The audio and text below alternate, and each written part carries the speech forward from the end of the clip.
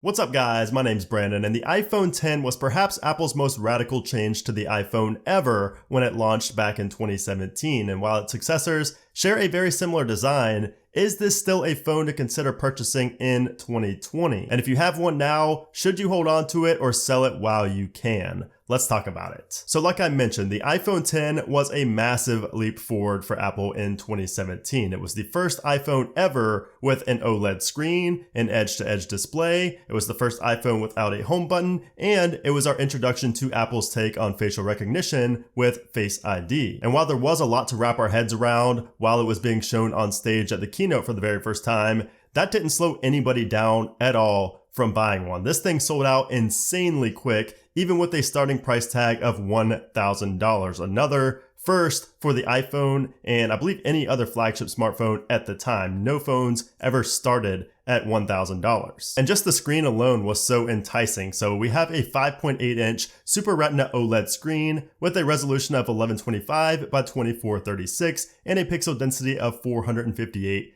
pixels per inch. And this was and still is a beautiful screen with HDR10, we have Dolby Vision, and of course True Tone. We also have a max brightness of 625 nits, which is the same as the iPhone XS and the iPhone 11. It is a little bit less bright than the 11 Pro and Pro Max, but it still looks fine out in the sun. We also have a pressure sensitive screen, which means 3D touch. Well, before iOS 13, that meant 3D touch. So now, even the phones with pressure-sensitive screens have haptic touch as a replacement. And man, I didn't need a reminder as to how much I missed 3D touch, but after going back to the iPhone X here in 2020 and using it for about a week, it just makes me so sad and confused as to why Apple removed this feature in favor of haptic touch. But anyways, I love the size of a 5.8-inch device, although after using the bigger screens and the bigger phones, it is hard to get used to, especially when typing and watching videos and things like that. So I like the size, but I still think 6.1 inches is the sweet spot since it's not too small and it's not too large. It's a perfect medium. And I think that's partially why the iPhone XR and the iPhone 11 sold so well. And of course, like I mentioned earlier, we do have Face ID since there's not a home button. And if you're coming from a device older than the iPhone X, you're gonna love Face ID. It's so much better and more convenient than Touch ID is. It's gonna take a little bit of getting used to along with the gesture controls, but you will love it and how fluid it makes the iPhone X feel, especially if you are on something really old like the iPhone 5, 5S, or even the 6 or 6S or SE. We also have a glass backing for wireless fast charging, just like we did with the iPhone 8 and 8 Plus, which were released in 2017 as well. So this is going to be very convenient for those of you with wireless chargers. As for the water resistance, the iPhone X is IP67 rated for water and dust resistance, so it can be submerged in up to 1 meter of water for 30 minutes. So you're going to be just fine using it in the rain or if you're up north in the snow, and your phone is going to be okay if it falls in a pool or a toilet. No worries there. And the phone just feels super premium in the hand as well, and that's due to the front and back both being made of glass and the frame of course being built of stainless steel, and that's compared to the aluminum build that you see on the iPhone XR and the iPhone 11. So it's definitely going to feel more premium than the 11 and XR. Now taking a look at the cameras on the back, we do have a dual camera setup. So we have a 12 megapixel f1.8 wide angle lens and a 12 megapixel f2.4 telephoto lens, and that telephoto is going to come in handy for portrait shots. And the photos are solid on the iPhone X compared to its predecessors, but each iPhone to come after the iPhone X have just seen major camera upgrades. So that takes a lot away from this device, especially when it comes to video. So yes, we can shoot 4K 60 video, but we don't have HDR, we don't have smart HDR, and we don't have stereo recording for the audio. So the video quality or the audio quality aren't gonna be as sharp and as good as something like the iPhone XR or the 11. And still photos, especially in lower light, won't be quite as good as the iPhone XS or XR either. And again, that's mainly due to smart HDR being introduced the following year, which combines multiple shots of various exposures to help retain those details, those shadows, and those highlights. That's one of the biggest things I loved about the iPhone XR, especially for its price point compared to the iPhone X, because the XR definitely has a better camera than the iPhone X. Now, portrait photos turn out great, and since we do have a telephoto lens, you can take portrait shots of objects, not just people, which is a difference between the iPhone X and the 10R, because with the 10R, you can only take portraits of people because it does not have that telephoto lens. It just has one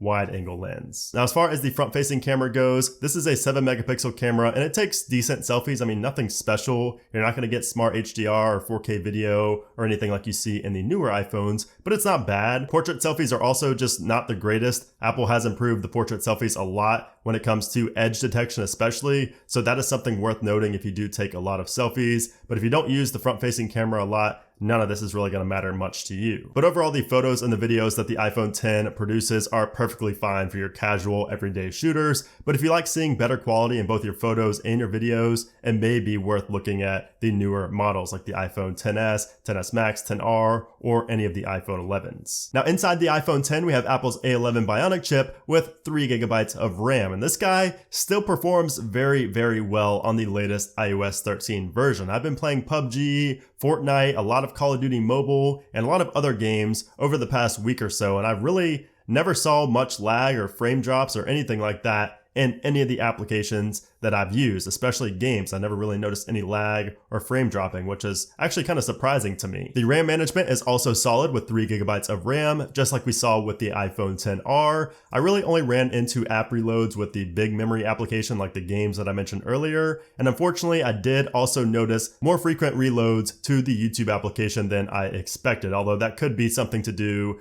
with the software and the version of YouTube. So that's something that could be fixed in the future. We've seen that before with iOS updates fixing the RAM management issues. But web browsing, texting, and just doing your typical everyday tasks will be a breeze on the iPhone 10. It still runs just about as good as it did when it first got released. And even compared to the iPhone 10R and the iPhone 11, it's not significantly slower. I've tested these side by side, and it's really not that great of a difference. Especially if you haven't used a phone newer than the iPhone 10, you are not going to notice any difference in day-to-day usage. And the good thing about Apple and iOS is that you're going to continue seeing software updates for the iPhone 10 for years to come. I would expect at least 3 more years of software support and possibly even 4 to 5 for this device. And really the only time you're going to see a decrease in performance with the iPhone 10 is if you have an older battery that needs to be replaced or is on the verge of needing to be replaced. And if you're buying this phone used or refurbished, that is a real possibility. My battery health is currently sitting at 93%, which is pretty good. So I should be getting,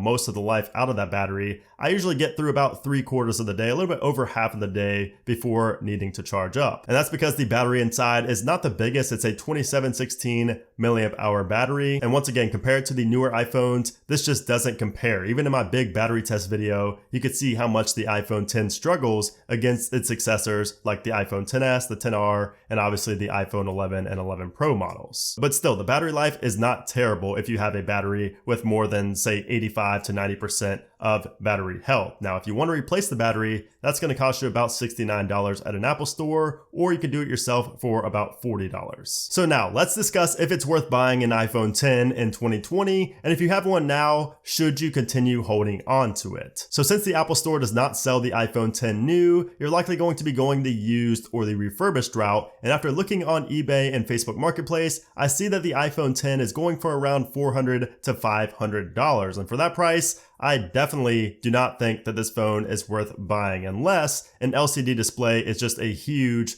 deal breaker for you and you absolutely have to have an OLED screen. And I say this for multiple reasons. The first of which being that you can get an iPhone 10R for the same price and probably even cheaper than the iPhone 10. And that's going to have a better camera, it's going to have a better processor, better battery life, and longer software support. The only thing better about the iPhone 10 is the build quality and that OLED screen compared to an LCD screen, which once again, the LCD screen is not bad, but there are some people who want OLED and only OLED. And not to mention that the upcoming iPhone 9 or the iPhone SE2, whatever it's going to be called, will allegedly start at a price tag of $399 brand new. And that's going to be a phone that's going to likely be faster, it's going to likely have better battery life and better cameras than the iPhone 10, and it's going to be new for less than you can get a used iPhone 10 for from years ago. So even if you're still wanting an iPhone 10 after all that, the least you can do is just wait a month or so to see what the budget iPhone turns out to be, because you could just end up liking that iPhone better, especially for that cheap price tag. Now on the flip side, if you're into jailbreaking, the iPhone 10 makes sense to purchase since it's the last device made that can take advantage of the checkra boot ROM exploit, which essentially means you're going to have a jailbreak for life regardless of the iOS version. And that means that the value on these devices will likely just go up over time instead of decreasing in value. Now, if you have an iPhone 10 now, I think you're perfectly fine keeping it for another couple of years. Unless you're a big photo or video taker, there's really no reason to spend more money and upgrade now. I mean, wait for the iPhone 13, or, if the iPhone 12 turns out to be a big upgrade and something that you really like, maybe consider that. But as of right now, the iPhone 10 is still a very sufficient phone in 2020. So yeah, those are my thoughts on the iPhone 10 here in 2020. Let me know down in the comment below if you agree or disagree with me. Do you have an iPhone 10 now? Did you sell your iPhone 10 and upgrade to something else? Let me know your experience with the iPhone 10 and your thoughts on it down in those comments below. And of course, if you guys enjoyed this video, or if you just like hearing the sound of my voice, I would appreciate it if you gave this video a thumbs up. And of course, consider subscribing so you can see what I think of the iPhone 10 in 2021 next year. But anyways, guys, thanks again for watching, and I'll see you soon.